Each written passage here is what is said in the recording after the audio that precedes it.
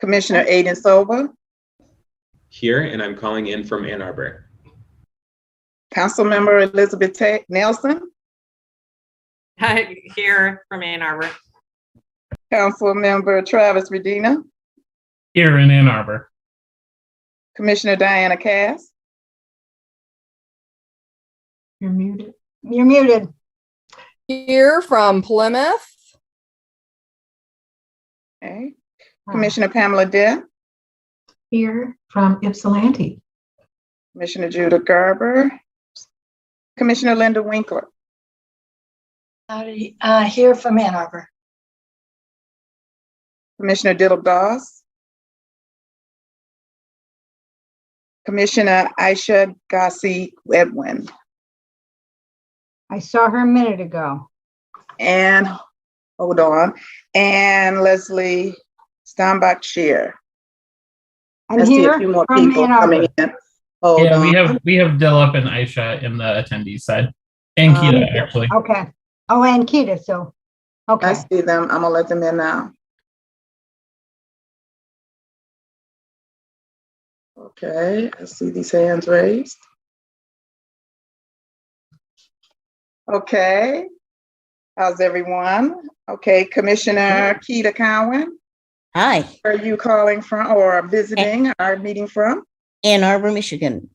Okay, and good afternoon, Aisha Ghazi Edwins, where are you from? Hi, here, Ann Arbor. Thank you. And Commissioner Dilip Doss, where are you from this evening? Here and in Ann Arbor. Okay. We definitely have a quorum. Okay. Okay. Well, then let us begin. Is there any public comment? No, I don't have anyone here now. How about the agenda? Does somebody want to make a motion to accept the agenda?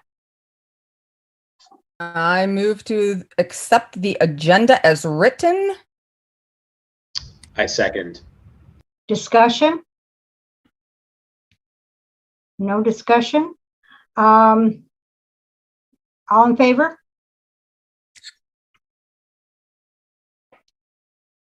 Agenda is passed. Minutes.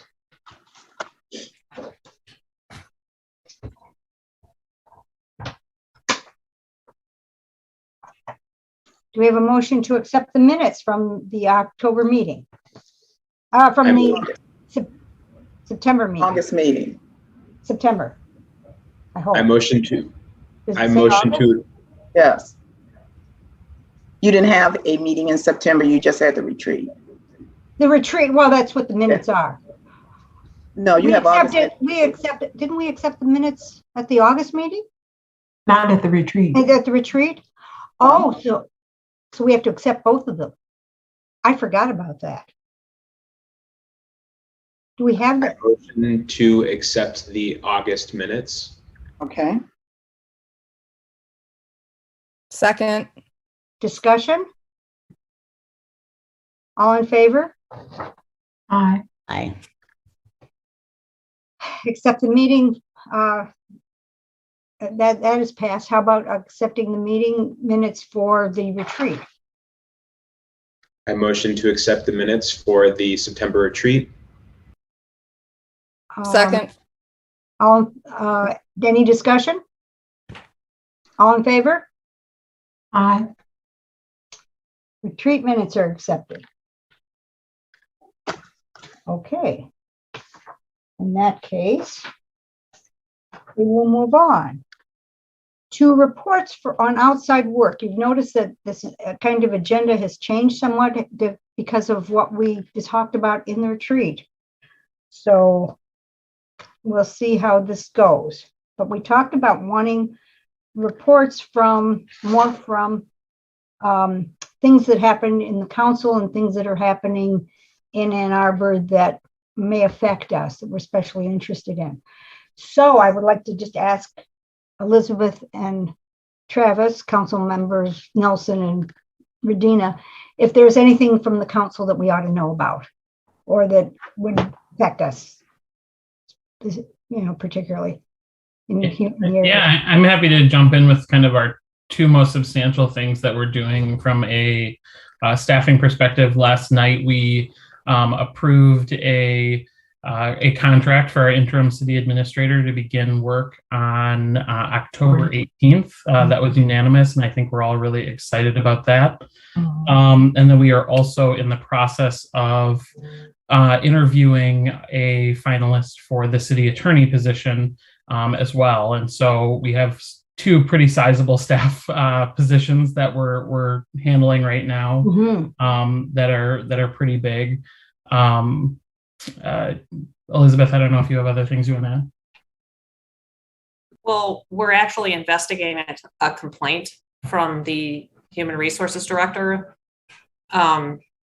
He has sent us documentation. All of council got documentation, which I guess has been FOIA'd by Ryan Stanton, but it's probably going to be heavily redacted, outlining charges of, let me think, hostile work environment, retaliation, blatant discrimination, illegal directives, and I may have missed one. But so council was sort of in the position of HRC in terms of receiving a complaint that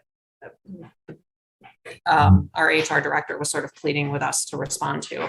And I have not heard, except through the grapevine, that our HR director actually ended up taking his own vacation because we chose not to put the acting city administrator on leave, and that was something that he had asked council to help facilitate. So at least he was able to protect himself. So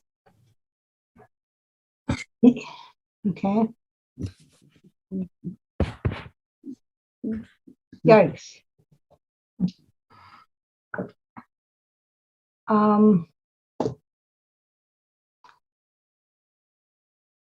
Certainly interesting and things that we'd be interested in. But it sounds like it is under city council. It's a personnel issue, so there's a lot of confidentiality involved, I assume. There is an independent investigation underway. Yeah. Okay. So thank you for letting us know. Leslie? Yep. Pam? Wanted to ask a couple of questions. For the city attorney position, is that, was there an incumbent or incumbents who applied for the senior position? there were not internal candidates, no. Okay. And then how was the selection made to narrow it to the finalist? We actually extended invitations to 2 finalists to come interview with the city. One of them withdrew before those were made public, and so we actually only interviewed 1 finalist. And so we're going through that process now. The outcomes would be either we would decide that this is the right fit for the organization and move forward with a potential hire, or we could actually decide that this isn't the right fit for the organization and potentially go back and reopen it, is my understanding. But as of right now, we're still kind of going through that final interview process. And she did interview in a public council meeting. And so for folks who are interested, that is something you can go back and watch her interview as well. So there were no internal candidates who expressed interest, or they weren't considered? I'm not aware of any internal candidates. I am not aware of any either, although we are kind of because of the nature of the position, we're actually not allowed to disclose the names of people who did apply and weren't selected to be finalists, but I am also not aware of internal candidates who applied. Just interesting that there are no internal candidates either who applied or are being considered. Okay. How do you pronounce the director's last name? I think it's Cower. Is it Cower? So, sorry, whose last name? The HR director. Guajardo. What is it? Guajardo. I'm getting some talk over. So what is the correct pronunciation? I'm not hearing it. It is Tom Guajardo. Guajardo. Okay. I asked because in our strategic planning, we mentioned inviting him to come. Yeah. And address us and speak to us. And we did that for the chief of police. So Right. I just think we should be consistent. And plus there are some things we may want to discuss, excuse me, I'm not going to use that word, dialogue with him about. So want to call him by his right name. And I thought about it this time and decided I'd wait to invite him, given all the controversy about him. I was interested in the pronunciation of the new interim city administrator. I don't know how to pronounce his last name. Doheny? Mahoney. Doheny.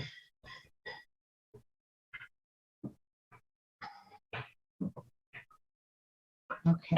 And I know that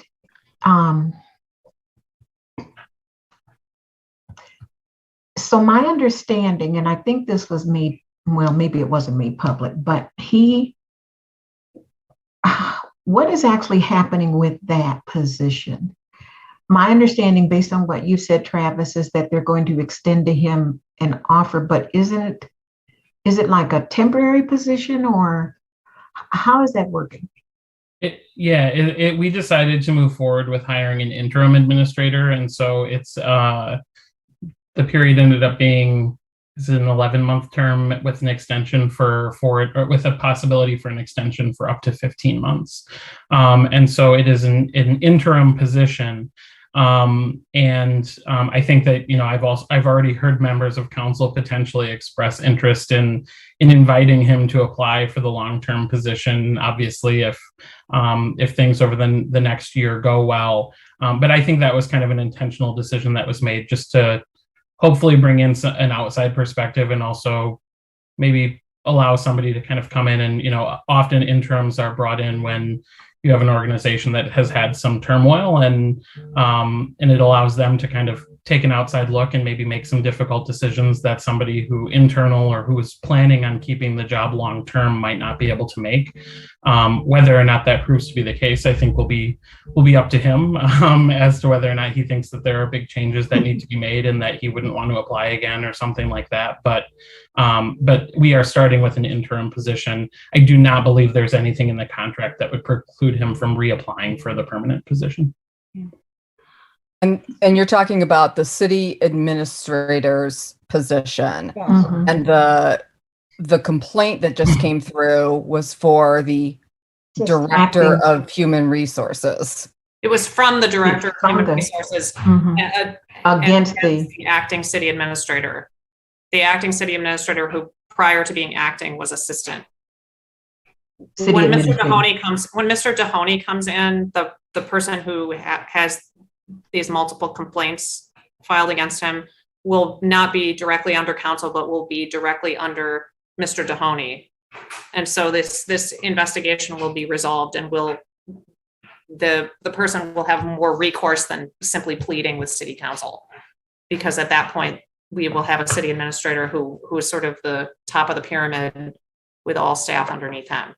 So the council's direct reports are only the city attorney and the city administrator. So the awkwardness of this particular situation is that the acting city administrator is filling a role that is technically only accountable to council. And so that's why the HR director came to council. There wasn't another avenue. And so to the extent that we acted or didn't act, so that was the challenge. I wondered if it seems as though usually when we hire somebody, the city hires somebody who is in a main position like city administrator, people get a chance to interview him and meet him. Are they having any? Are there any plans for meet and greets, at least for the city administrator and the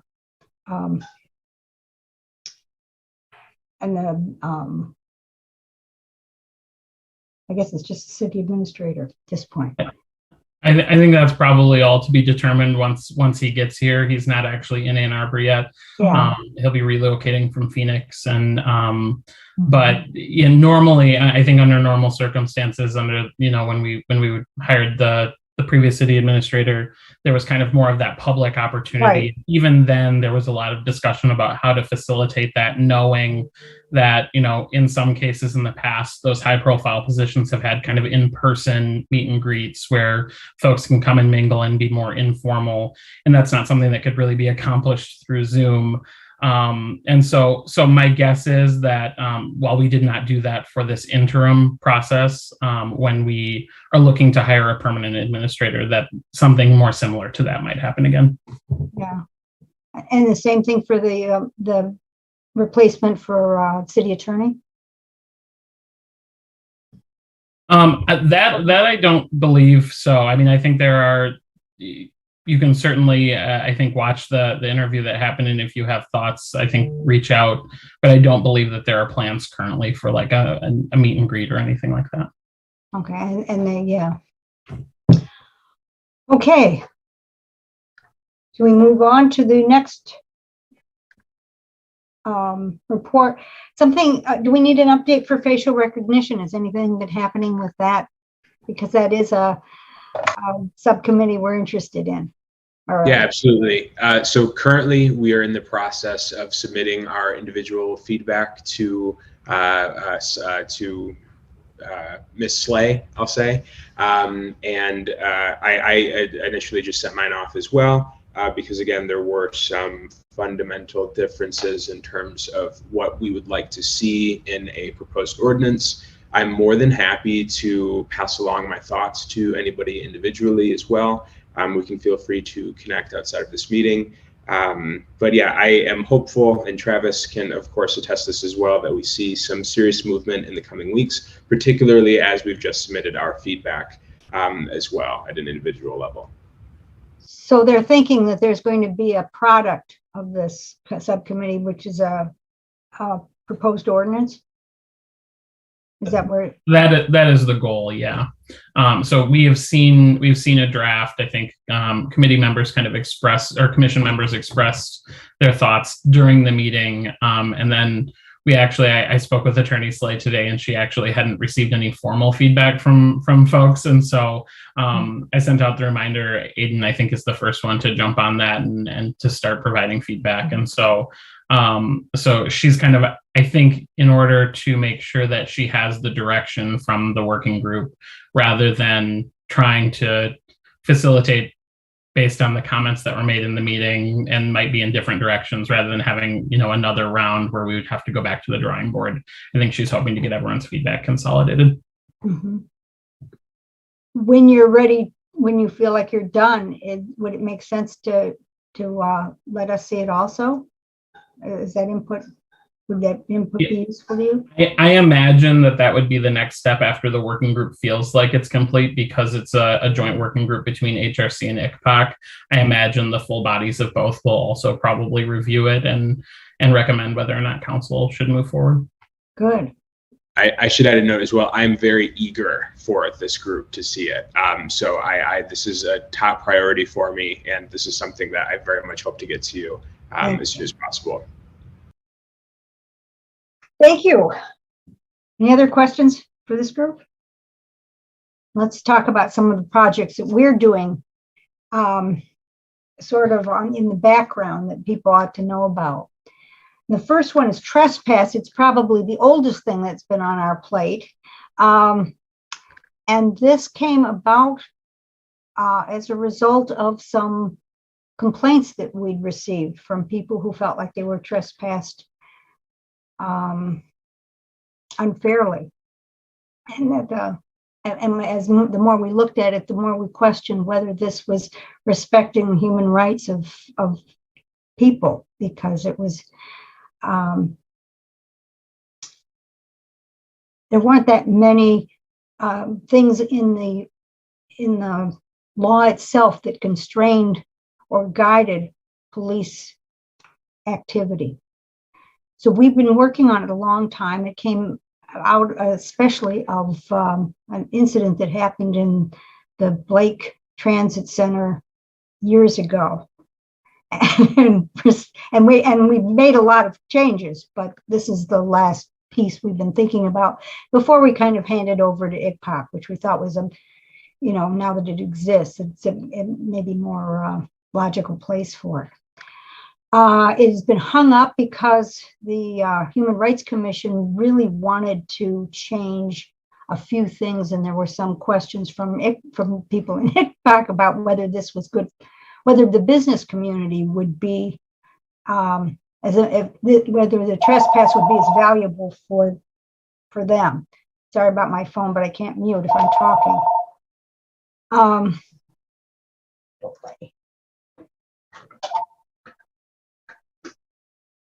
could just got rid of it. But we are starting out. We're doing it.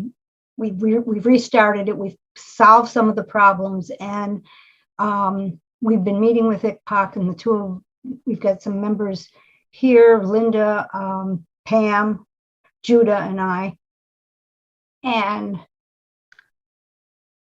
Francis and Mohammed, and I'm afraid I don't think I remember the last. Do anybody else remember who else is on this? A couple of people from ICPOC as well. Anyway, huh? Jude, is that her name? And Bonnie Billups? Yeah, I think you're right. Okay. So I think that will happen. You will start hearing more about it, and it will be resolved, and we'll have a meeting with the chief of police and resolve some of the practices, policies and practices, I think, of the police department about this. Anything else? Anybody else want to say anything about trespass? Religious head cover. Yeah, I'm sorry. I did. I didn't want to forget to remind the group or introduce the fact that I heard it first from homeless teenagers at Ozone House. Oh, about trespass? Mm-hmm. And about them being just rousted. If there are 3 or 4 of them just standing together on the sidewalk, the police will come up and just ask them to move on. Yeah. And if they don't? I don't think that, the police don't act like they have a choice. And they're teenagers, they probably don't feel like they have a choice. Right. Right. But when they do, and that's what happened with Blake and why we started exploring it. When they do, they can be banned easily from a place for a year by the owner of the place or the director of the place, without any charges, any lawyer, anything. And if they violate that, they would get charged, and there would be some kind of a legal process. But the charge of trespass is a way of can be a way of controlling people without without enough guidelines. So that's why we're dealing with it. Under the trespass ordinance, with what we are proposing, I believe at the time that it occurred, the police were acting as agents of Blake Transit. My understanding is that that contract has ended. Yes. Subsequently. So to your point, Keita, and maybe to the rest of the commission, I guess the police could do it within their authority, but do they really? And because the trespass information as I understand it, has only the landlord or owner can request a person be removed from the premises. The police can't on their own. I know. That's why I was excited to hear that it was going. Mm-hmm. Mm-hmm. Yeah. Okay. I just wanted to be sure that what I thought I understood was correct. So a piece of this, and I think it's inclusive, is that I know we talked about it, it's educating the police or doing some form of education once this is implemented or it's the final document and how it is to be, I don't know a word that describes it, but how it is supposed to act or function should be just as informative and the police educated as well as the general public, because unless there is something, as I understand it, that's either life-threatening or harmful to individuals, you can't just arbitrarily go up to a group of people and say move, Right. or whatever. Right. And I'm hopeful that this ordinance will be just as informative to not only those who have engaged in that conduct, but also who have been the recipients of it. Right. I will, it's very unfortunately, it's very complicated, but I'm going to make the few changes that need to be made on the memo that was written by this subcommittee and approved by the subcommittee. Now they're approving some changes, but not very many. But I'll send you all a copy so that you can see what the changes are. And I think some of them won't make as much sense, but most of them will. How's that? Okay. A lot of it had to do with the forms, and some of the ways things were stated, and I think also an appeals process, which we probably have already implemented some of it, or they have probably. I don't even remember. It's been a while, but I will show you what we've got, so you can ask questions and we can talk about it in the next meeting. But that is a trespass thing, and it'll be nice when we finally make more headway on this. Religious head coverings. Linda, you want to talk about Speaking of that? headway, right? Yes. Good segue. We haven't put out requests to find a mutual time to meet with the people who volunteered to work on it, but I only got one reply, and so we have not met yet. Hopefully we will do so soon and have a discussion about whether we think this is something that makes sense to pursue. It's definitely more complicated than the Crown stuff was. So it's not as simple as just adding it. So we just need to discuss it, and then we can come back to you with our consensus, whatever it is, and talk more about it. That's okay. Okay. Anything else about that? Anti-Asian hate town hall. This was started. It is now a little bit more confusing because we now have a communication outreach group as a result of the strategic planning retreat, which is Aisha and Diana and myself. But Aisha, why don't you start with it, talking about where we are on this one? I think the last we met, Leslie, we were thinking about whether or not this needs to be a targeted kind of outreach to different populations. We wanted, for example, one that was exclusively for Asian Americans. But then we began to think about, having a town hall that also talked to the Black population about hate and discrimination, the LGBT population, the Jewish population. So at this point, we've decided that this specific town hall will be part of a larger strategy where we eventually do have targeted town halls to various marginalized populations. This one will just be targeting APIs. I've reached out to some kind of prominent API activists at the local level, and we're hoping to get some information from them. Otherwise, I can always also bring in some people from the state level, from the Asian American State Commission. So I think next steps is really just Leslie and I circling back and seeing who we have as panelists, and also really being clear about what we want to get out of this.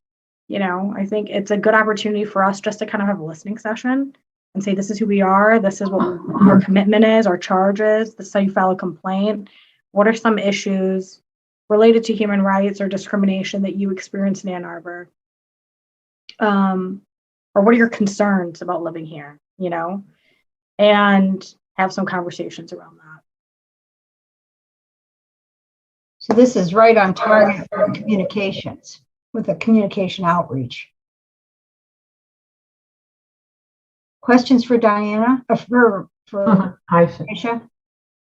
Well, I would note there was a poll that came out yesterday that There was an NPR, Harvard, and Robert Wood Johnson Foundation poll that showed, among other things, that 25% or 1/4 of all Asian Americans fear violence whenever they go out.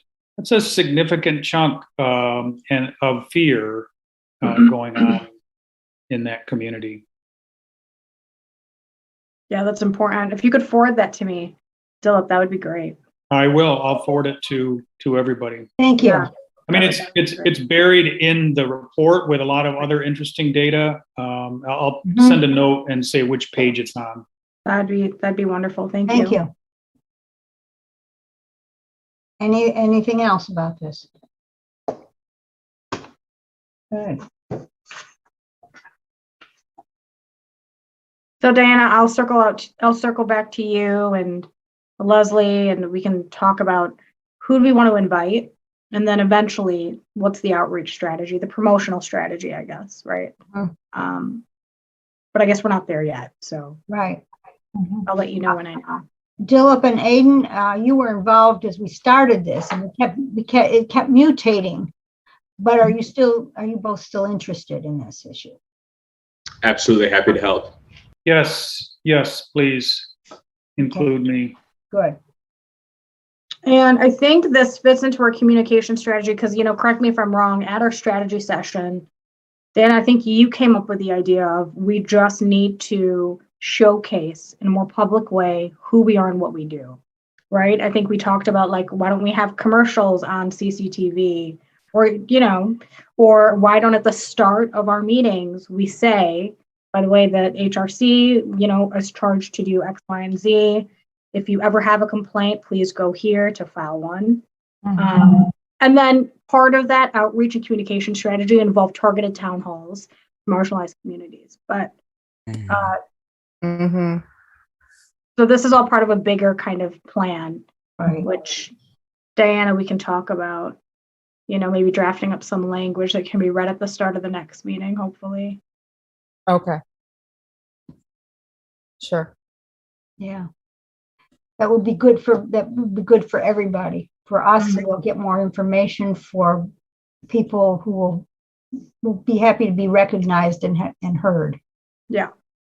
I think too that we, as we're talking about this, that it would be nice to have some sort of mechanism for people to reach out to us and contact us, and we come to where they are. And lots and lots of organizations meet in Ann Arbor. There are lots of community centers and community organizations, and I know that COVID is still a very real thing, but we can Zoom call in, we can show up wearing a mask, whatever it might be, and maybe we have them reach out to Denise or whatever. But that's something else I think that we can talk about. I think about it in my daytime work. That's what I do. I go out and I talk to people about, here are the services that I provide. Here's what, if you need this kind of help, here's what we do. And I think if we do that, I think that may help us with things like the town halls. Yeah. So totally. If Aiden and Dilip and, do you know what I'm saying? Like we're going to find places where, hey, maybe this would be a really good place to do a town hall. So yeah, they kind of will more naturally occur, right? Like we'll have populations maybe even reach out to us and say, we saw your commercial. We'd love for you to come talk to us. So yeah, maybe we start there. We can start planning the API town hall, and then we start our larger communication strategy. Yeah. And we don't have to wait for people to come to us. I think we should reach out to people, right, LGBT or, Jewish or whatever population we're focusing on, and ask them. Yeah. And say, by the way, I don't know if you've seen, but this is who we are. Can we come talk to your community? And it may be that could be, pieces of that could come together in a CTN program somehow, where there's something, that what we learn from Ann Arbor becomes something that we all share. My mother would be very happy if I got to showcase my tap dancing skills that she paid for when I was very little in a closed, like in a closed caption television kind of commercial for the Human Rights Commission. I'm just putting that out there. You can tap dance if you want. Thank you so much for offering that. I like it. You like it. I like it. Okay. We'll touch base and then we'll reach back out to everyone. Judah isn't here, but maybe you can talk to this. Kita, we talked about a compilation of complaint data, and you and Judah were going to work on it. And I wanted to just touch base and find out if anything has happened with that. No, remember, you didn't feel the material was ready to go. So we never exchanged it. What material? Whatever it is. Yeah, I never got anything on it. So I'm not I don't sure know if we're talking about the same thing. This was quite a while ago. I think we were wondering about the best way to sort of compile, all the data from the old complaints and come up with a good system of keeping it going on a spreadsheet and working with Denise on that. And Judah was the one who raised it. I remember now. And I did give him, he asked for the hard copies of all the old complaints, which I dropped off at his house. Okay. So I don't know. Judah and I haven't talked. Okay. I didn't know that they had been handed off. Yeah. Sorry, Leslie. So, it's not that many. It's just coming up with some sort of system that makes sense. They are also summarized in the annual report. Right. Every year. Right. Anyway, yeah, so that's what it was. And I don't know that Judah's done anything on it either, but it's on the agenda because we wanted to keep it going, I'll send him an email. Okay. And he may have ideas already in place that I don't know about. So I'll do that. Okay. The next thing was the conversion therapy logistics. And the last time we met in August, when we met in August, we talked about the need to educate people about conversion therapy and figure out how violations would be presented and how to make that easier. And somebody suggested that we talk to Rick Ratliff, who used to be a human rights commissioner, and has a lot of experience with media and PR and education through those vehicles. And he suggested that we get LGBT students involved in the conversion therapy, publicizing it, understanding it. How do we do that most effectively? So Diana was going to check with Neutral Zone to see how we might involve them. Diana, were you able to do anything about that? So I did. I reached out to the Neutral Zone through their educator on their website, and I did not hear back from them. I did not get a response back from them. So if somebody else has the name of somebody else I should contact, I'd be happy to reach out to a different named person. The other thing that I did was I reached out to the partnerships program through the Ann Arbor Public Schools, because that program partner, it's basically what it is it supports services through the Ann Arbor Public Schools. And it's a variety of different things, from transportation to housing to food to mental health. And it's,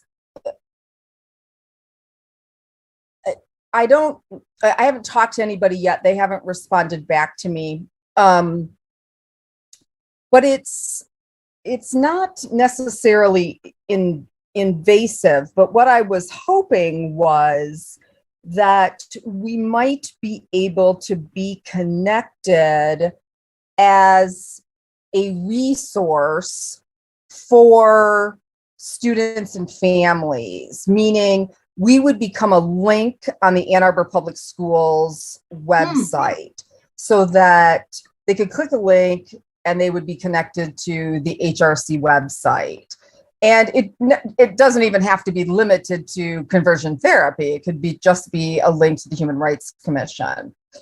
I haven't given up on the neutral zone yet necessarily, because of course I think the goal is a good goal, and that is, let's talk to young people. And I don't even think that the goal has to be LGBT young people. I think it could be any young people, because lots of young people talk to other young people. And what we want to do is spread the word so that when young people are out there and they're hearing from their friends or their loved ones who might be experiencing conversion therapy, they have some resources. They know that the HRC is available, and kind of what the process is. So, more to come. Like I said, I've sent those 2 emails, and I'm still thinking, trying to figure out where else we could kind of work as partners. And again, it's more outreach, it's more advertising, it's more kind of getting the word out. That sounds like a. I'm sorry to interrupt you, Leslie. The other thing that Leslie and I did talk about was kind of working on, and I am going to do it, is kind of working on getting a little blurb, a little flyer, something that I can post on the Jim Toy Community Center website or on Facebook, something to that effect, that would be a link so that people could see it, people could click on it. Again, it doesn't necessarily, we have to get the word out. It doesn't necessarily have to be to kids. It has to be to everybody. So, just lots of different ways to do that. That's sounds like you've made some progress. At least you've thought more about it than I have, and I think that's great. Thank you. I was wondering if there's anybody in Jim Toy Center that has Travis, do you? Yeah, I just had a couple of things to maybe add, and suggestions for Diana as well. So we have a 4-person school or city schools committee. So council members Grand and Song, and I believe trustees Lazarus and Gaynor meet regularly to talk about things that the cities and schools can work on together. That might be something worth having a conversation with them about, to see if they can bring that up at that meeting. If you're looking for kind of proactive ways for additional outreach. I know that trustee Jessica Kelly also had a conversation with me a little over a year ago now, probably, about some student orgs that had started up at Ann Arbor Public Schools. And so she may also be somebody who is connected to those groups on the school board.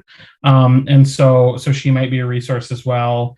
There are also a few like parents and allies groups on Facebook. They're local groups that might be a place to just advertise that this is something that's available. I can connect you to a couple of those as well if you're not part of them already. I got invited into a couple of them during my time as president at the Jim Toy Center and shortly after getting onto council. And they tend to be fairly active, and folks seem to know who the right people are in different communities, and they talk to one another. And so if they hear that somebody at their kid's school is having a tough time, they try to be a support system. And so they might be a good group to connect with.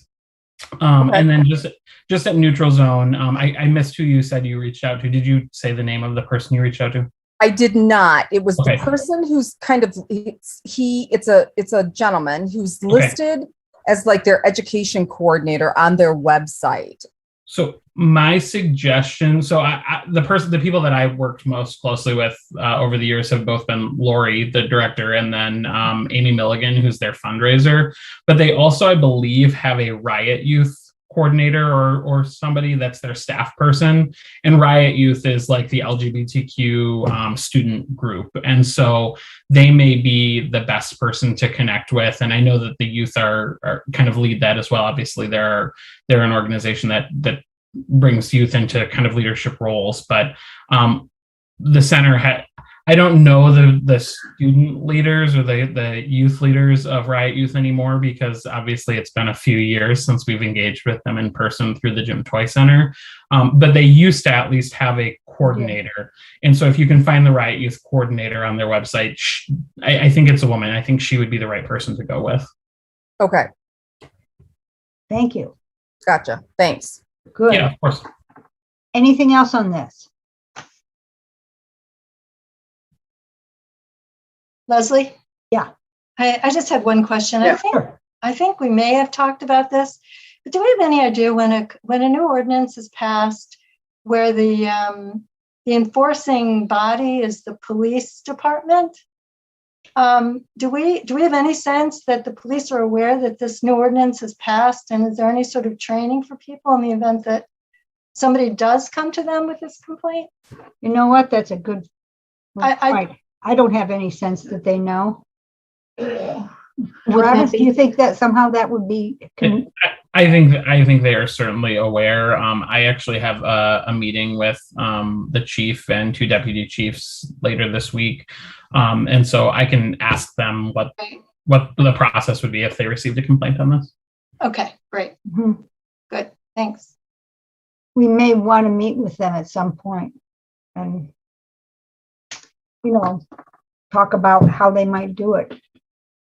Yeah, and I think that I can certainly ask. In the past, Deputy Chief Metzer has been somebody who I have worked with quite a bit on LGBTQ issues, and she is, of course, the one who worked on and authored the transgender interactions policy and things like that. And so she might be a good resource. Thank you. It's helpful. From an enforcement standpoint, wouldn't the attorney's office be involved? And since Margaret is, she has access to our meetings, would that be something that either she would handle or delegate, or are they waiting on the new senior attorney?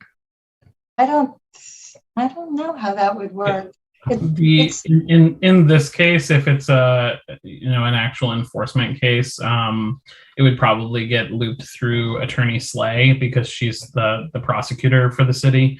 Mm-hmm.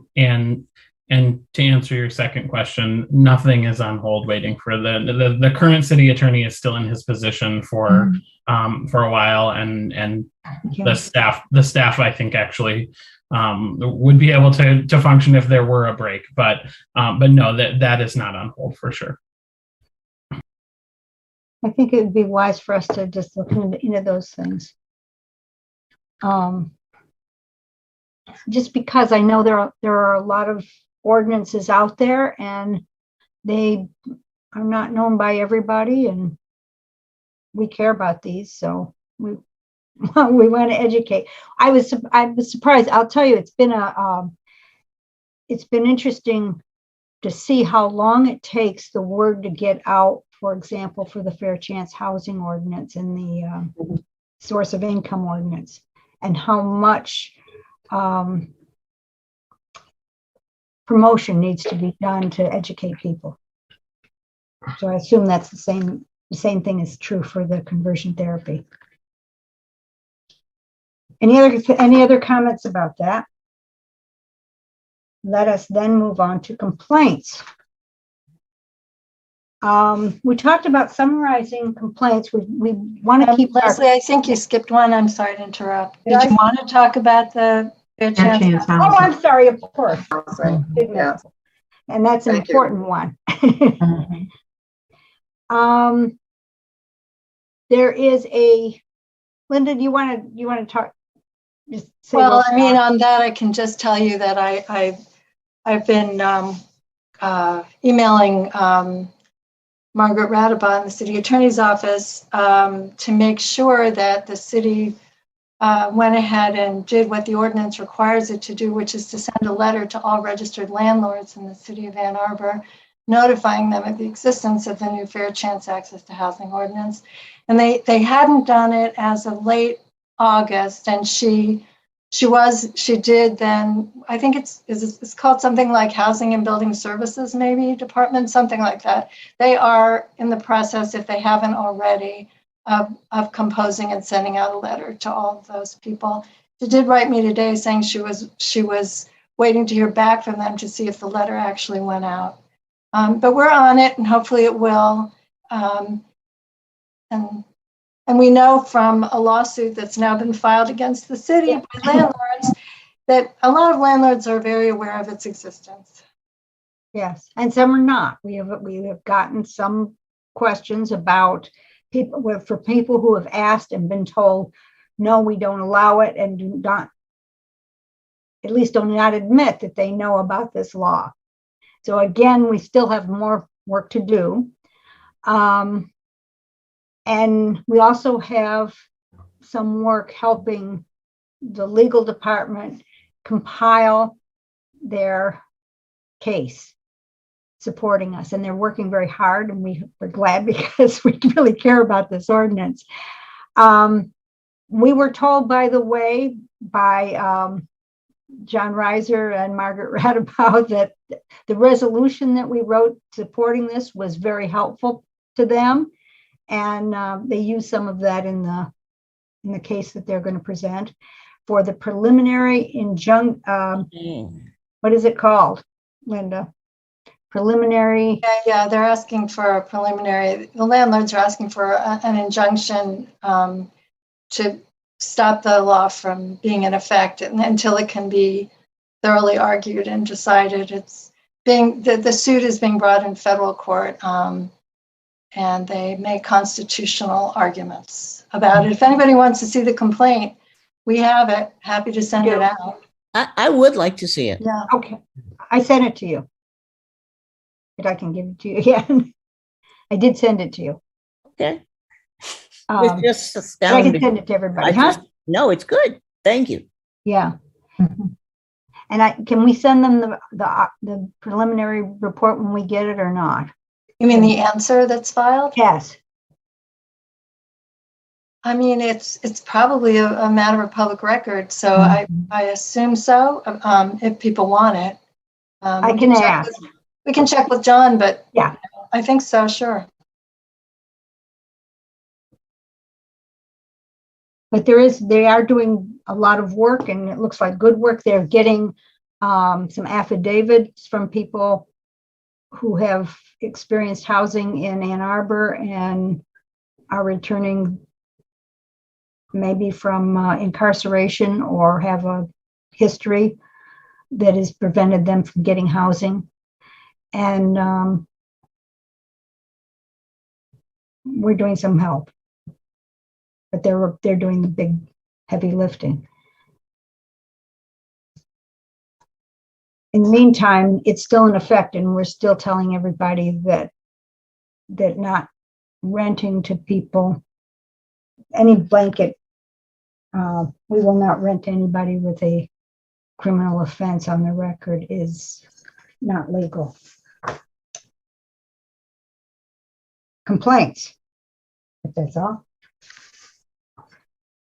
We talked about wanting to be able to say something about the complaints that we're handling without violating people's confidentiality. So I have started to just try to give people an overview. I mean, we may want to handle this in different ways, but this is one way. So I'm going to give you a brief summary of what is on the table for us right now. Right now, we're considering 8 different cases. They may not all end up being formal complaints, but many of them are almost done, and they're in various phases of being done. Of the 8 cases, 4 of them involved housing, either finding a place that will accept vouchers or allowing somebody with a criminal record to be considered as a possible tenant, or the people's treatment and in their housing. So 4 of the 8 involved housing. 3 involved treatment in the workplace. Right now, everybody is talking about all those cases have to do with treatment on the job. One of them involved trespass in a public accommodation. 5 of them claim discrimination on the basis of race or ethnicity. 1 is based on sexual orientation, and 1 is based on source of income, and 1 is based on criminal history. I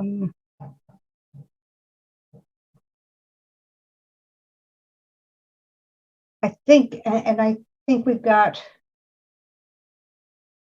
4 people dealing with them right now.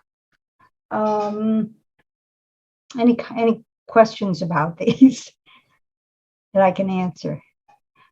I'd like to tell you some stories, but I'm very worried about the confidentiality, and we'll see what we can do. But we'd like people to know the kinds of things we handle and the kinds of questions that people can bring to us.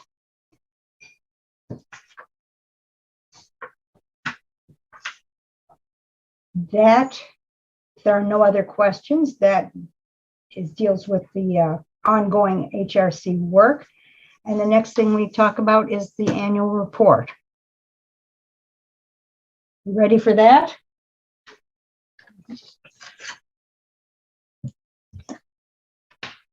Now the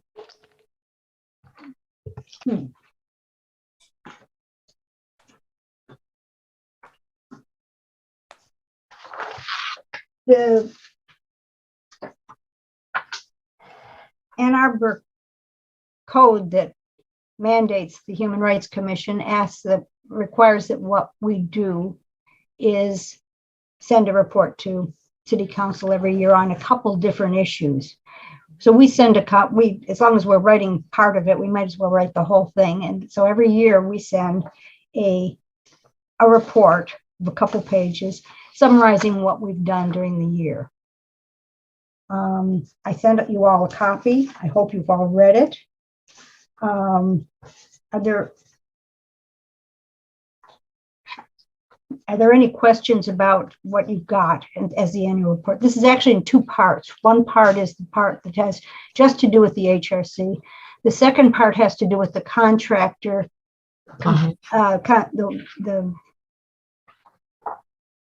contractor compliance. And I'll talk about that separately. But just the annual report right now includes this, and it includes a summary of all the complaints we've received this year.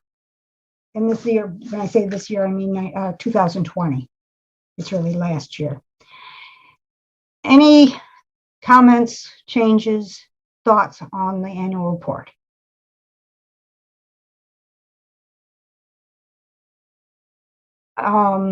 Any comments or thoughts or changes on the complaint summaries? Then can we have a can't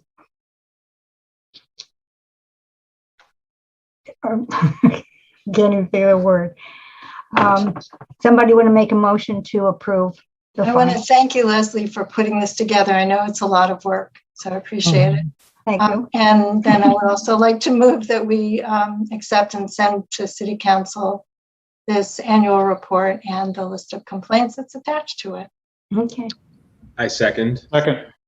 All in favor? Anybody opposed? We've got it.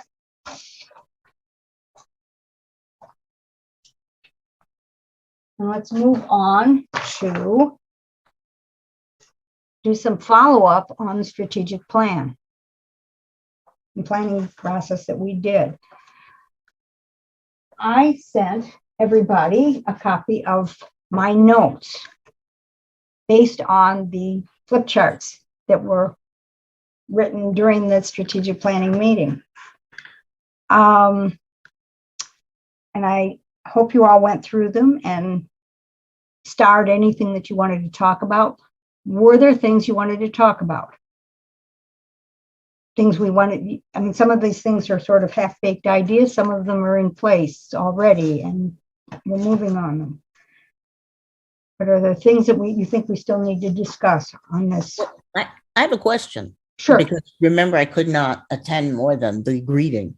There was a section on trying to make sure we distribute the work more evenly. Yes. I just want the HRC work more evenly. And I just wonder what your thoughts were, what people, what was the tenor of that discussion? Did you read the notes? Yes, and I know one was to break us into smaller groups and assign randomly or in an order. For the complaints, yes. Right. But there was other work too, obviously. I know. I just wondered if there, you know what? I can always call and catch up with you at a different time. No, I mean, other people can answer. We did talk about people doing more things. And we talked about this group actually said that they could be assigned things. They'd be willing to take assignments. I think a central tenet of where there was an opportunity of growth was that in the assignment process of complaints, and that currently right now, as it currently stands, the same people are handling the process of complaints. So we discussed ways in which we can distribute that a bit more evenly. One of the thought processes was periods of assignments or groups of assignments in addition to that as well. So basically it was just discussing a way for us to all get our hands on complaints so that the same people aren't doing it each time. That was a main chunk of the thinking there. Oh, okay. All right. Was there talk about training, how we might get it? How there was could... Yeah, I'm sorry. No, go ahead. No, good. No, there was some talk about both training on the process but also training on things that are difficult, like housing, which has, people, we're still learning a lot about housing. And so anybody who's doing a new housing complaint has a lot to learn about what vouchers mean and, all those kinds of things. Linda? I think the best way to learn is by doing it in partnership with people. And we do have this ever-changing list of complaint handling procedures that anybody who's handling a complaint should really look at and follow. And if they're doing it with somebody who's handled complaints before, or they have questions, there's so many other people they can ask, either on the commission or whatever, who've done it. But I was going to say, and this is a good lead in, so let's assume we do have a new complaint that comes in. What do we want to do differently for the next complaint? Do we want to just send a message to everybody saying we have a new complaint, who wants to do it, and then fold that person in and move somebody out, because we can only have 4 people consulting without messing with the Quorum Open Meetings Act. So if some new person comes in, someone should exit probably, although that person, it would have to be somebody who didn't have an ongoing case still. It would have to be somebody who was done, with whatever it was they were handling. Mhm. So are you suggesting that until we initiate everybody with complaint, we have 2 seasoned members and 1 new member on the team? At least, or 2 and 2, or 3 and 1 for a little while, and just slowly, then one of the seasoned people is done with whatever their complaints are on their plate, they move out, and another one. That would be my suggestion. I mean, we don't get that many complaints that frequently at this point, that I think we can try it slowly and see. So if one came in tomorrow, I mean, I don't know if all 4. I have one that's open, but I think it will be closed within a week. So, I could move off. I don't know where everybody else is. Pam may be able to move off, whatever. And still be around for consulting on how you handle complaints generally without really deciding on any particular complaint, Mm-hmm. Well, I don't know. I don't know how. I'm happy to work on the next one. Yeah. Okay. I have one that I could use some help with. And that's also possibility. I mean, the other thing I suppose we could have like 3 people consulting on one complaint, 3 people consulting on another complaint, and still be kosher in terms of the Open Meetings Act.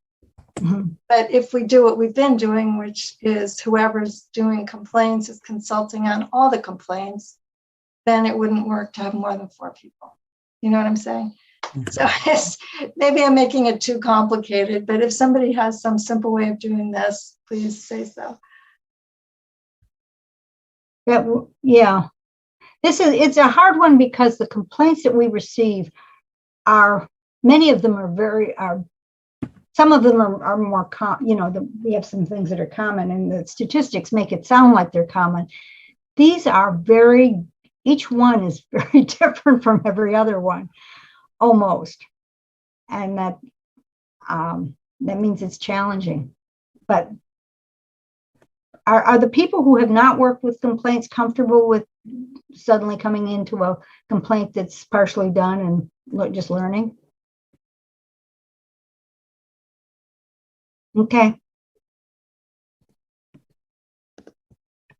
So maybe that's what we'll do. Just start bringing people on. One of the things we talked about at the strategy meeting, Leslie, was you, as they come in, designating us and saying, reaching out and saying, would you work on this report or this complaint? Right. And everybody still thinks that's a good idea. It is, as long as that person is not operating solo, nothing personal to anybody. Right. But we've got to operate at least in 2s and probably 3s, so we can be in agreement on how to proceed on each of these. Right. So you could theoretically assign 3 people to a complaint, and those 3 people or 2 people could decide which one is going to do the heavy lifting and then consult with the other person, Okay. Yeah. I get the sense that Linda is holding these very close to her heart and is very concerned about letting them go. No, my concern is that we do a good job with these. Leslie and I fought for years to make sure there was a complaint process so that the non-discrimination ordinance could be enforced. There was no process for 10 years. There was no place to go if your rights were violated. So we finally, in 2014, got the Human Rights Commission on board. It took us a while to get complaints, complaint forms, and we City Council was very concerned about having us do this. Yeah, they used to have a human rights department with paid staff that enforced the non-discrimination ordinance. When that went away, there wasn't anybody doing it. So since the city didn't want to recreate one of those, we were the next best thing, but somebody needed to do it. And my thing is, I just want to make sure we have some quality control, that we're doing it well. It's just very important, which is why I've been sort of, maybe too compulsive about trying to get these procedures out there and make sure I'm fine with editing them or whatever. I just want I want it to be something so that when we're all gone and the next group is in, there's a process. Everybody knows what it is and it works. Because it's tricky for a group of volunteers to do something like this. So we have to make sure. Absolutely. I don't disagree with you at all. I just think that you and Leslie, I think as the creators and the keepers of it, right, you have very definitive thoughts and ideas about how it should be done. And I don't disagree. And I think that there are a lot of gray areas to it. So why don't you come up with a process or standard operating procedure? I have them. We've had them for years. I mean, I've sent them to all of you, and feedback is welcome. It's out there. It's just a question of who's doing it and in what groups. And consulting with Margie on the legal issues which arise repeatedly that that we maybe aren't sure about. They exist, and please look at them, and any feedback, any changes, go for it. I just want us to, come up with a procedure that we all like and then use it. Mm-hmm. And it is a little bit concerning because there are probably some liability involved. We're representing the city, and we're helping people, and we have to do it in a professional way.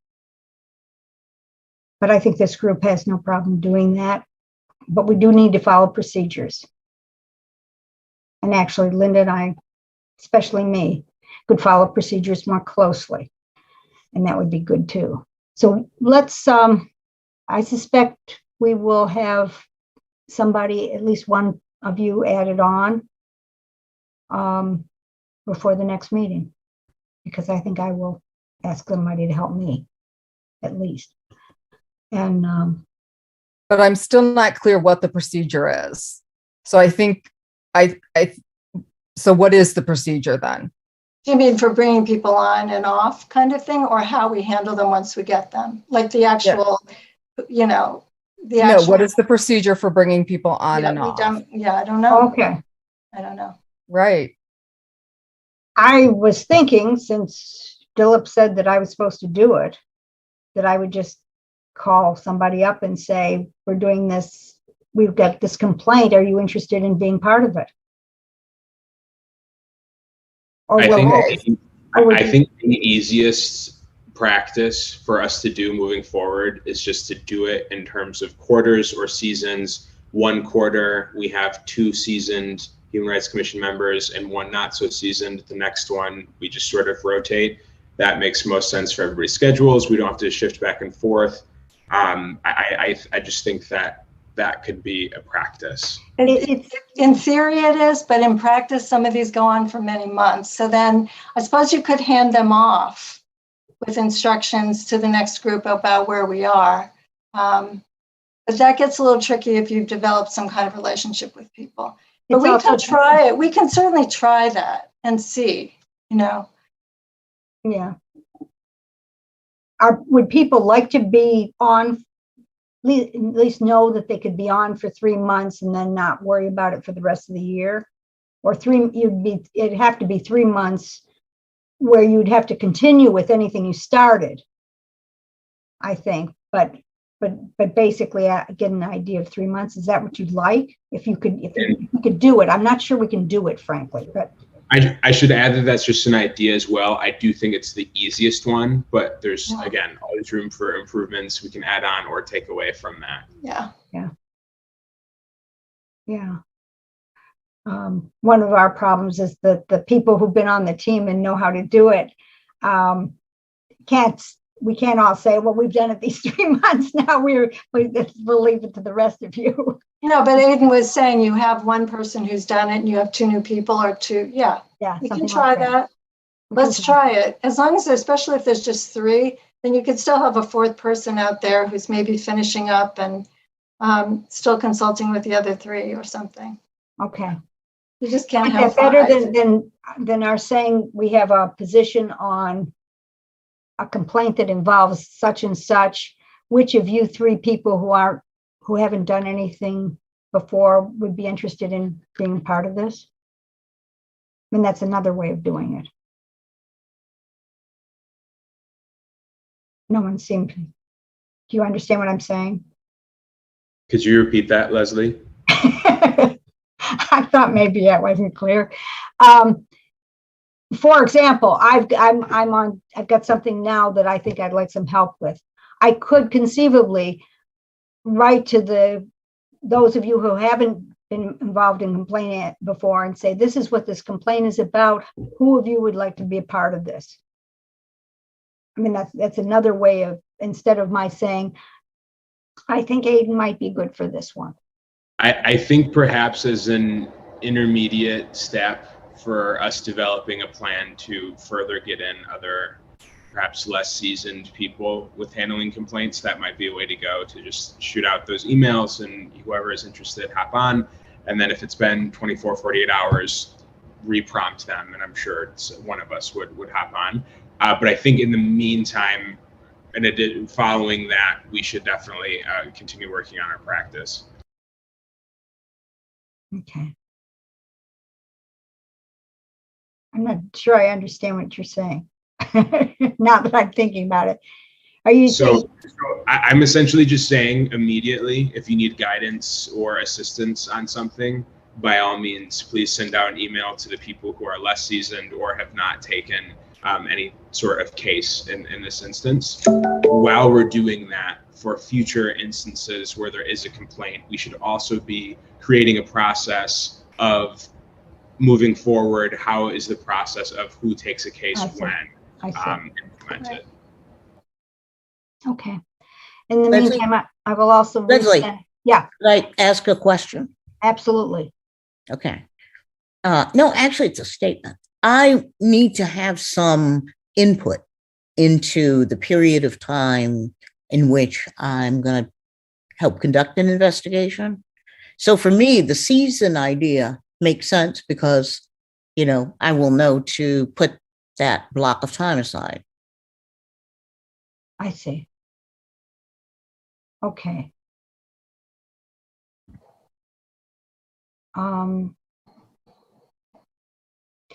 What if I ask the people who have not been involved in the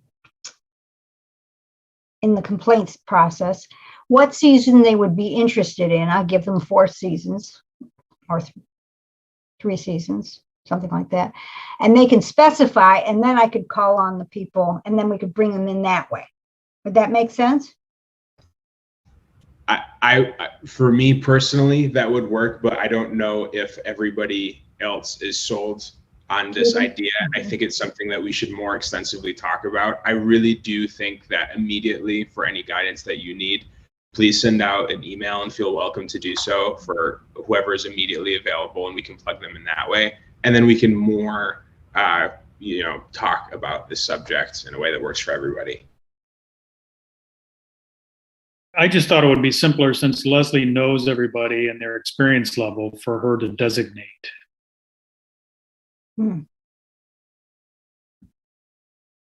Okay, I guess what I'll do is try a little bit of everything. So that works too. I hear what you're saying, and I'll try to make the, to get the biggest the things that you're talking about as much as I can. How's that?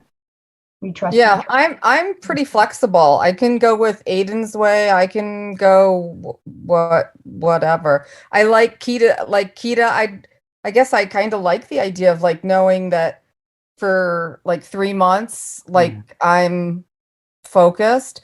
but I'm okay with whatever, I Yeah. think, you And know. certainly if I call you now and you say, look, this is my busiest time of the year, why don't you call me after September, or after Christmas, I can do that. I can do whatever, you know. And I also think that I I feel like we support each other, and I feel like, you know, if I have a question and I, I would just call you guys. You know, well, I would Yeah. text Aiden, but yeah, I would call the rest of you. And if you're busy watching Netflix, then I would just call you back after the show's over, and then we would talk and we would figure it out. So whatever works. And I agree with Dilla that whatever, you're going to know who's on the complaint already, and so you can use that knowledge to figure out who else is going to work as the trio. So however you want to do it is fine. Okay. I will send everybody a copy of the process, the complaint process that Linda passed out to you, and make sure that you have it. But we'll talk about it too once you get an assignment. So we'll try and make it as easy as possible for people to take it and run with it. Okay. Anything else about this, the stuff we came up with at the Strategic Planning Committee, planning meeting, that had to do with how we work together? The 13 points that I described in the notes. Is there anything else you want to talk about? No. Is that right? Well, we have about a half hour. Would you like to start talking again about future projects and priorities?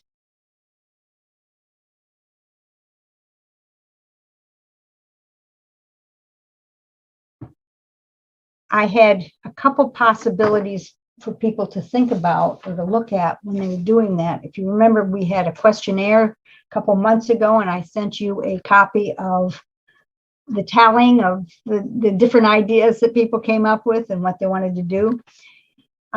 We also had, in terms just of ideas of things that we might do if we had a project, and we don't have to have a project. And there are some projects, and I think of projects, I'm thinking of things that are working, you know, like all the back work that I reported on earlier.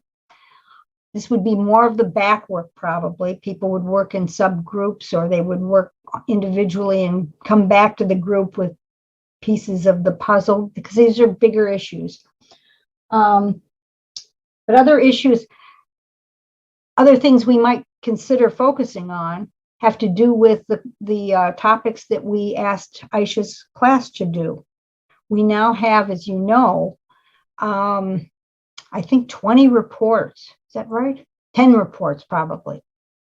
No, 20. 2 classes of 5 reports, 5 reports with 2 parts each, about topics we said we were interested in and might want to be referred to, you know, might want to refer to it. So we've got some of the baseline work done. That also we could think about in terms of what we wanted to do next. The crew study group that Pam is a part of, Judah is a part of, and I'm a part of. I think that's all. Oh, and Aisha. We're looking at returning people who are formerly incarcerated or have been charged with crime, and what we can do to help. That might be something that we would also be a back piece of work that we do. So there's lots of things that come up that become bigger than we thought and become projects. But I thought perhaps we would want to agree that there's something we really care about ourselves, and we want to make sure we devote some time to it. And that's what I was hoping we would come to in this part of the meeting. And the strategic planning meeting, although we didn't get that far. You have any thoughts about that?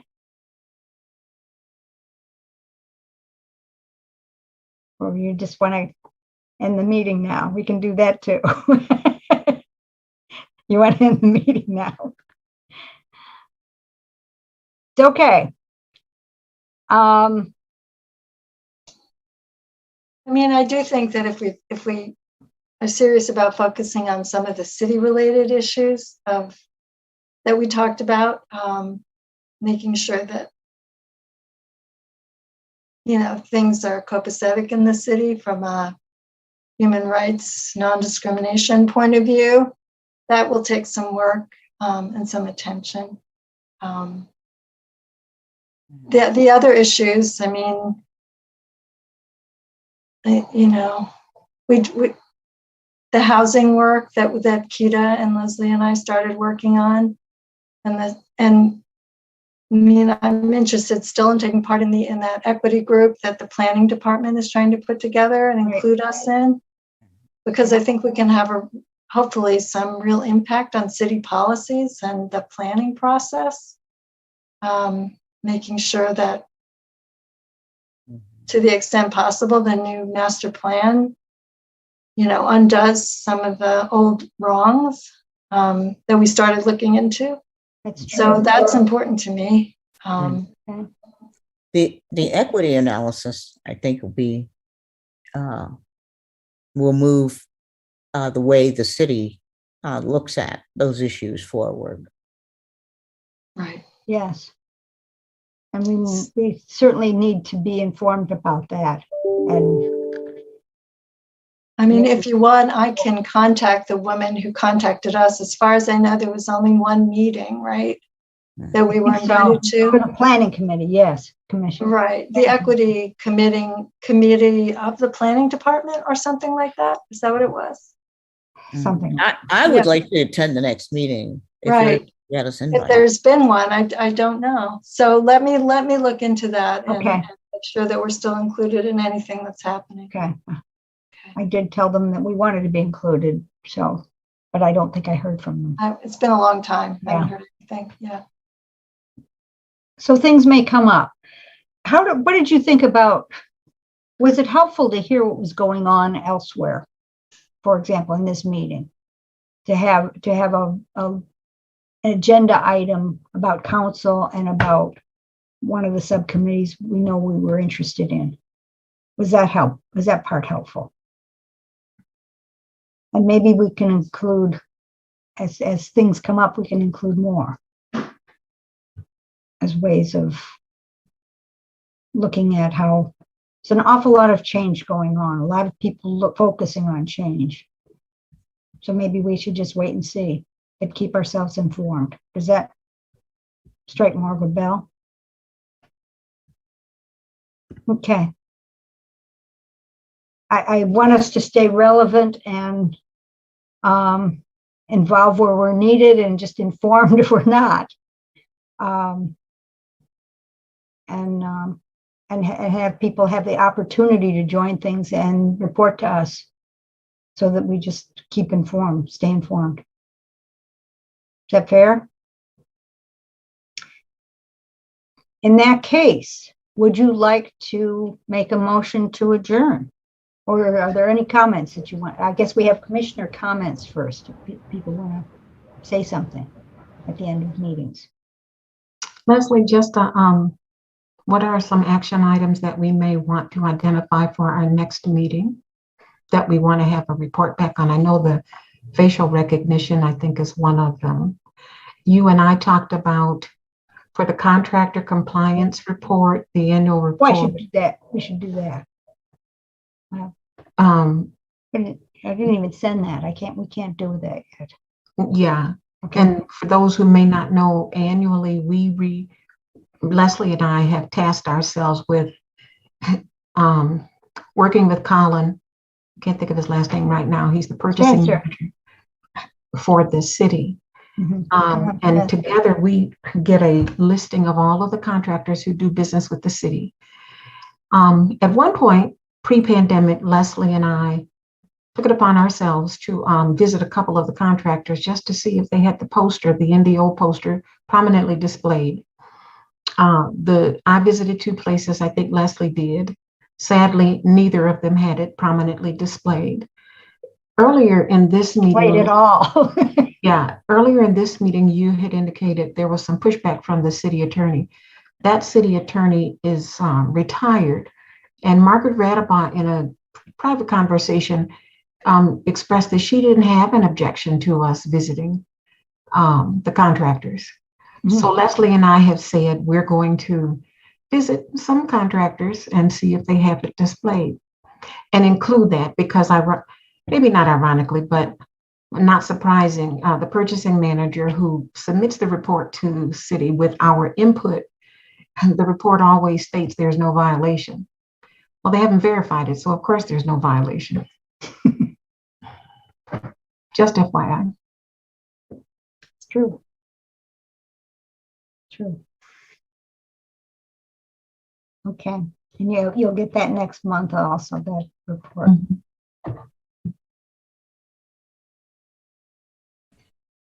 Any other commissioner comments, statements, questions? Actually, this thought just kind of occurred to me. I was wondering if we as a commission shouldn't insert ourselves into at least invite or making our, how do I say this nicely? Offer our services for some of the personnel issues that we know are going on that the council is dealing with. Just as an independent body, it's why we in some respects have the Independent Police Oversight Commission that is now in place. You and I have talked, and for the benefit of the others, I'm privy to some information, most of it public knowledge, but I'm sure the council representatives are have more detailed information.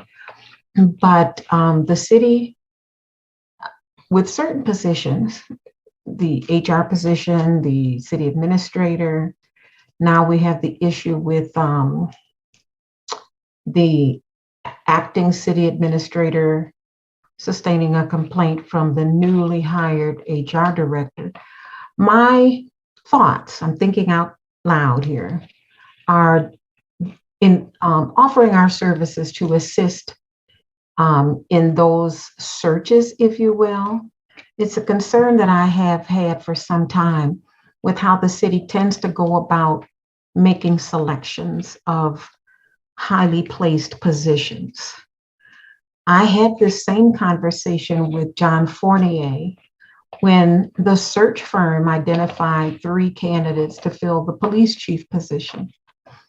And my concern has been expressed when in the crew meeting with the county prosecutor of how they go about recruiting to fill positions in the city.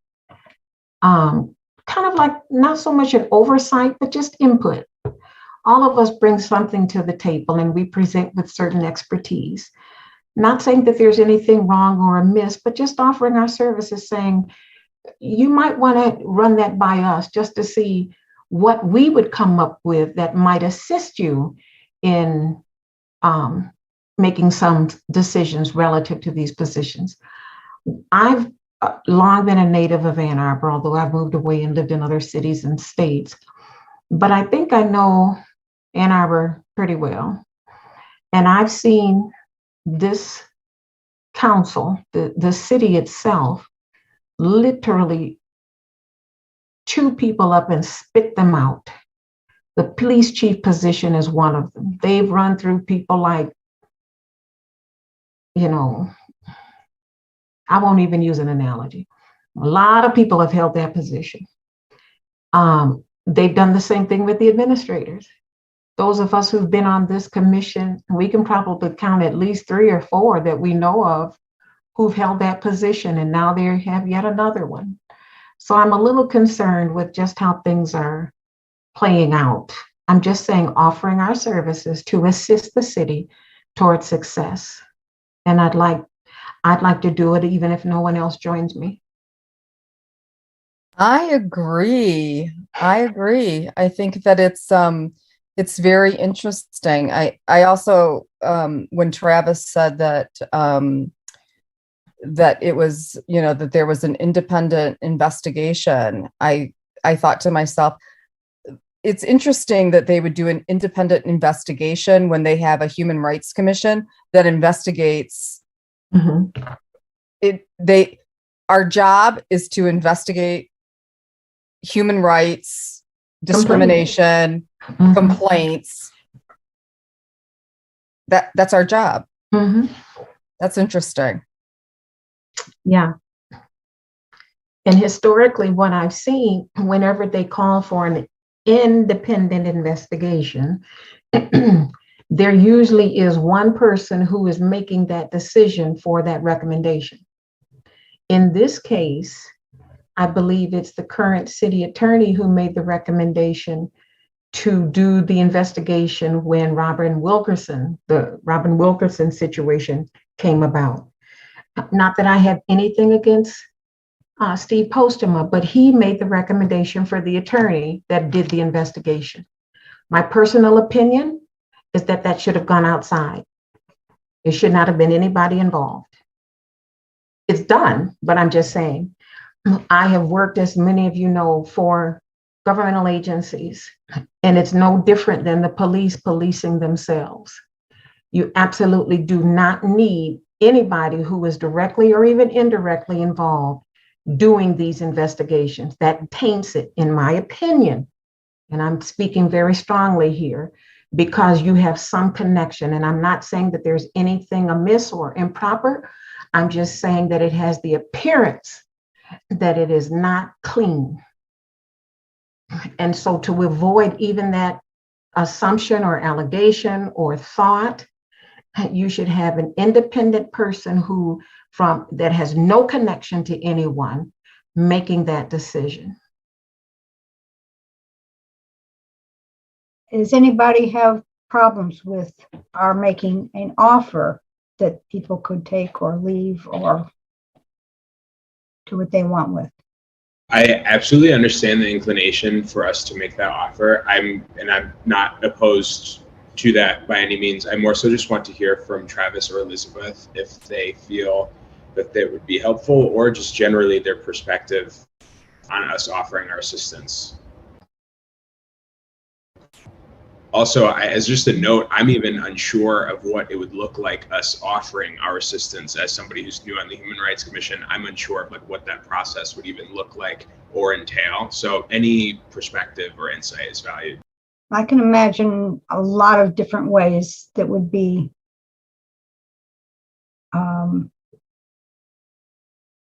not. I'd just like to express appreciation for Pamela's point. It's a real one. And I'm trying to, I appreciate Aiden's point as well, because I'm trying in how these situations are framed to us.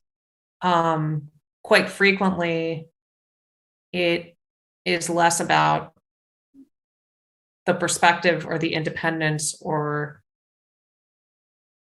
it's framed as this is the expert opinion that will be followed, and it will take the expertise of the, like, into Pamela's words, like the one person who's picking the investigator. Oh, well, it's the expertise required to pick that person who will do that. You know, we're sort of in this hamster wheel of, oh, well, there's not space for that extra perspective because it must be expert. And we have framed expertise in this way. Yeah,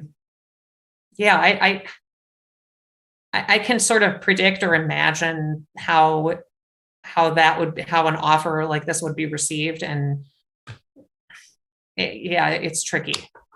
I also sort of smiling. I think she kind of knows what I'm getting at. It's like, it would be challenging. I think that there's also, I mean, I think I think the question that Diana raised, I mean, there are also, I mean, particularly when we are dealing with issues of a personnel complaint, it is going to likely always be kind of that internal process, unless an independent investigator is hired, like in this most recent case. personnel complaints in particular, they're just generally not going to include kind of an outside body in some of that. And so that's kind of that process.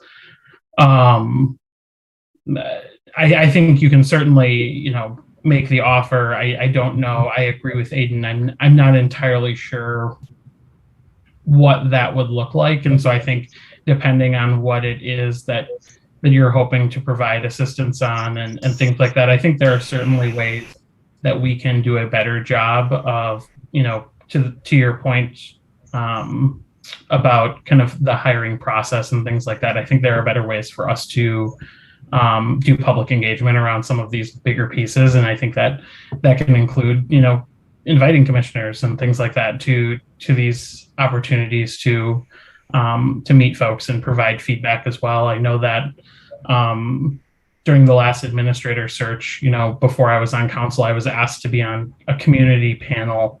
And that was kind of the replacement for that formal meet and greet. And I don't entirely know like how that group was selected in its entirety, right? Like I was one of 30 people or something like that. And so the way to make sure that we're including different folks from commissions who might have relevant perspective and things like that is definitely something that I think is advice worth providing. And I would say I think your staff liaison and Attorney Radabaugh, who you work with often, are probably folks that are good places to start to have those conversations and see what that might look like and what that type of offer might be. And I'm going to add on to my original comment as well by saying that I fundamentally agree with everything that you said, Pamela, as well. And so I do think that even if we are unfamiliar with the process and to +1 to what Travis said, we should make that initial ask, because I agree with you that I do think that fundamentally, despite whatever legal framework is in place, it is a responsibility of the Human Rights Commission to be involved in some capacity. Now it's more so just identifying in what capacity we are allowed to be involved in. And so I think that is absolutely something that you should pursue, Pamela, and know that you have my full-throated support in that as well. Right, put it on me. No problem. I wasn't suggesting that we take over the responsibility. No. I was simply suggesting that we insert ourselves into the process. We have enough to do on our own, but I'm just saying we should be included in that process. And I'll give you an example. When, and I've shared this, I think, with others, when they were doing the search for the police, we were presented with a fait accompli. This is it. These are the ones that we're going to consider for this opportunity.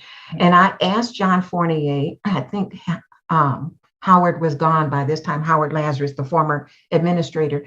I said, okay, well, what questions did you ask? Can I see the questions? Can I just see the questions? And he said, no. I go, what do you think I'm gonna do with them? Publish them? I just want to know that you're even asking the right questions to get to where you say you want to be. And I'm not doing it because I'm judging you. I just want to see what you're doing. Having worked for governmental agencies, and they ask, Diana will know this, we have questions that are validated. And this is when I knew I was talking with a novice who didn't have a clue as to what I was talking about. I asked him one question: are the questions validated? Okay. And for anybody who's in governmental work and knows that, these are universal questions that have been proven, if you will, to elicit certain responses that gets you to a certain point. And of course, his response was, well, yeah, they're validated. Really? Anyway, my point is, I'm just saying, as Diana eloquently stated, this is one of our responsibilities. And we are responsible for holding the city accountable for being what they say they are, an equal opportunity employer who does not discriminate on the basis of blah, blah, blah. And all we're saying is, let us look into that, because as we all know, the definition of insanity is doing the same thing over again and expecting a different result. And that's what this city keeps getting. And I'm concerned as a citizen where we're just constantly going through bodies in these positions. And now we have some infighting going on, and it doesn't bode well for our success as a city. So I'm just saying, I'd like to see us insert ourselves into that, offer our assistance. I'm not suggesting in any way that we take it over. And ironically, when council wants us to do something, then they do dump it in our lap, which was when they told us to manage the process for establishing ICPOC. Well, if we're astute and competent enough to do that, then surely we're competent and astute enough to do the same thing for these other issues and other positions. And that's all that I have to say on this. I don't want to prolong the meeting, but you all have heard me. I'm off my soapbox now, so we can move on. Oh, wait, I was about to jump on my soapbox. Oh, no, I'm just kidding. I was just, I guess what I was also going to add is that I agree with you and Aiden, but I would also just add that we were not appointed to the HRC with no experience. We are very educated people with a lot of experience in diversity and inclusion and law and fact finding. And so this isn't our first rodeo. It isn't our first time looking at HR issues or, claims of discrimination and investigations. So I guess that's kind of why I find it interesting. And I'm a little curious as to why we aren't more involved. And I guess, Travis, the thing that I find interesting, or the thing that I found interesting about what you said was the word you used was they were going to do an independent investigation. And when someone uses the word independent, that to me means that they're going outside of their organization to hire somebody to come in and do an investigation. That's my interpretation. That means something different to me than an internal investigation, which means they're getting somebody from within HR or within the city to do an investigation. I think it's a waste of taxpayer dollars to go and spend money when you have an HRC of very well qualified, very smart people who do this kind of thing all the time. And if that's really what they're doing, if they're going to hire somebody to independently come in and pay them to investigate what the assistant HR person did, I think, well, that's interesting when they have the Human Rights Commission. If that's really indeed what they're doing, if that's really what you meant, an independent investigation, which is different than an internal investigation. The other thing is that the investigations that have been done have all been through the through law, they're legal investigations. In human resources, there are other kinds of investigations that are also important and sometimes more worthwhile than just the legal. Although, of course, you need to know that the process is legal, and you need to know that no law has been broken. And it has to be compliant. The other thing that the HRC brings to the city is we don't work for the city. Right. We don't get paid by the city. I don't get paid by the city. I'm a volunteer. So can I say that the offer is on the table, and certainly it can be used anyway? But I think that is that fair? Does anybody have a problem with that? I don't know what it means. We won't know what it means in case somebody says yes, but I think you heard the argument. Okay. Anything else before we close? Thank you very much. We need a motion to adjourn. I motion to adjourn. Second, Second. all in favor? Aye. Thank you, folks. Have a good month. See you next month. Bye now. Good to see you all. Take care. You too, Denise. Thank you, Nadine. Thank you.